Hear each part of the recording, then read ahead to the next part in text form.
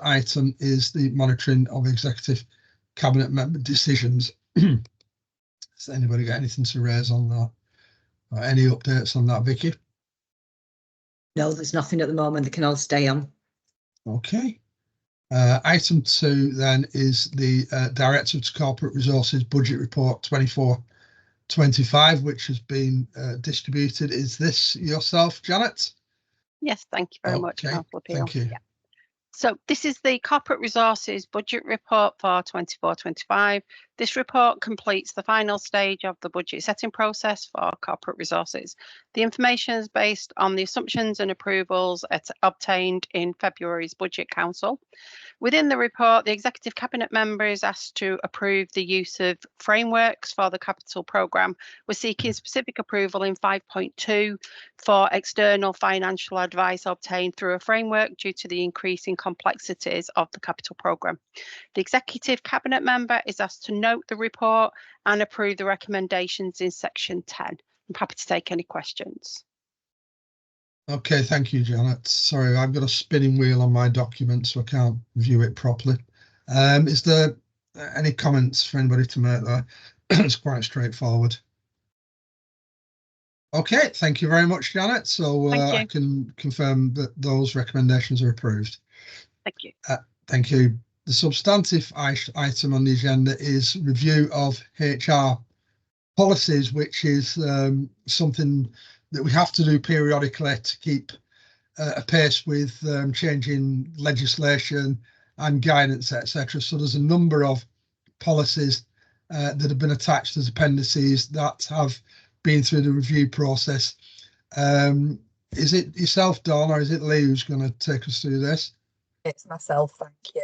So we just do the single reports on them all, and if members wish to raise any queries, can you please point to the specific documents you're discussing? Absolutely. Thank you. No problem at all.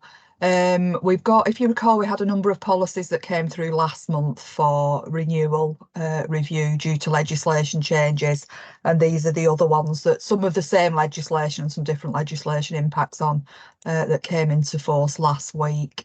So we've got the Paternity Leave Amendment Act, which affects our paternity policy. So we've updated the paternity policy to reflect the change in legislation, so it's now legally compliant.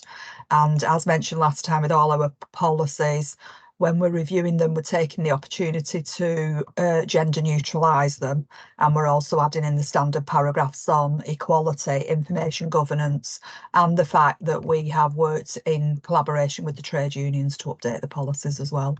So they're a jointly agreed policy. So that's the paternity policy.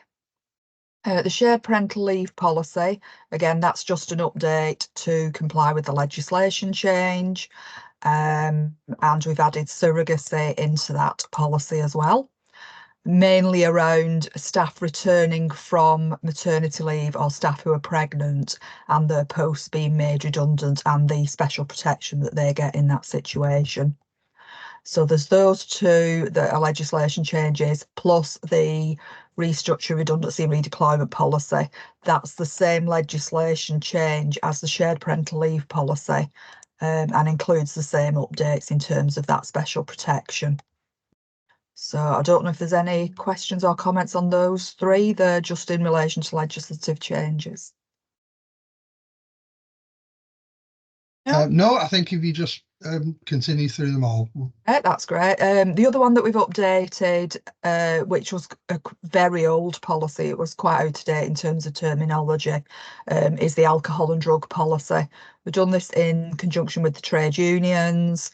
Again, we've updated the terminology. We've made it more fit for purpose, I suppose. We've introduced an alcohol and substance misuse contract that a manager can now complete with the member of staff, which gives commitments on both sides of what they will do to, you know, to work through the issues. So yeah, unless there's any questions on that. No, thank you very much. That's it, concluded from me. Okay, thank you very much for that, Dawn. Is there any comments from members there? No, right, that's pretty straightforward meeting then. Vicky, just I hadn't noticed any specific recommendation for these policies. There is For one sorry, Leader, there is one in relation to the alcohol and drugs policy. You need to approve the proposed amendment to that. The other three are just legislative changes, therefore they're just for noting. Right, I couldn't find. Right, okay, so unless I've missed it, but obviously when the minutes are written, it just needs to show that it's been approved. Right, thank you very much. Okay, that concludes the meeting. Thank you, everybody. Enjoy the rest of your day. Thank Thanks, you. everyone. Bye. Bye.